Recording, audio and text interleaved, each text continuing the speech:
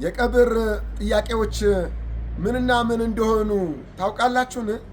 ብስሚላህ አልሐምዱሊላህ ወሰላቱ ወሰላሙ ዐላ ረሱሊላህ። ውድ ወንድሞች እህቶች፣ መኖር እንዳለ መሞት አለ። ሞት ለማንም የማይቀር የሆነ ነገር ነው። ታዲያ ሙተን እዛው ቀብር ውስጥ በስብሰን የምንቀር ብቻ ይመስላችኋልን? በፍጹም አይደለም። ካነበርንበት የፈጠረን አላህ ከሞትን በኋላ ዳግም እቀሰቅሳችኋለሁኝ ይላል። ታዲያ ቀብር ውስጥ ሰዎች ቀብረውን እንደተመለሱ ቀብር ላይ መላይካዎች መጥተው ጥያቄዎችን ይጠይቁናል። እነዚህን ጥያቄዎች ካለፍን ከዛ በኋላ ያለው እጅግ በጣም ገርና ቀላል ያማረ ነው የሚሆነው። እነዚህን ጥያቄዎች ግን መመለስ ካልቻልን ከዛ በኋላ ያለው የከፋ ነው የሚሆነው፣ እጅግ አስፈሪ ነው የሚሆነው። አንደኛው ጥያቄ መን ረቡክ፣ ማን ነው ጌታ?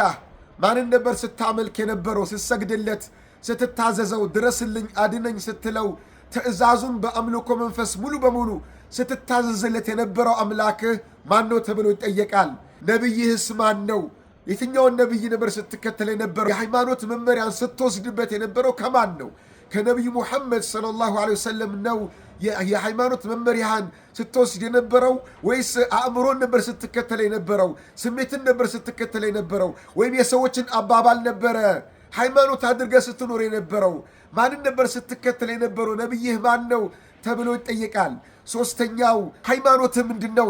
ሃይማኖትህ አላህ ለሰው ዘር በሙሉ የመረጠው እስላምን ነበር ስትከተል የነበረውን? ከፈጣሪ ዘንድ ከአላህ የመጣውን መለኮታዊ የሆነውን ማንም የሰው ዘር ሊጨምርበት ወይም ሊቀንስበት የማይችል የሆነውን እስላምን ነበር ስትከተል የነበረውን?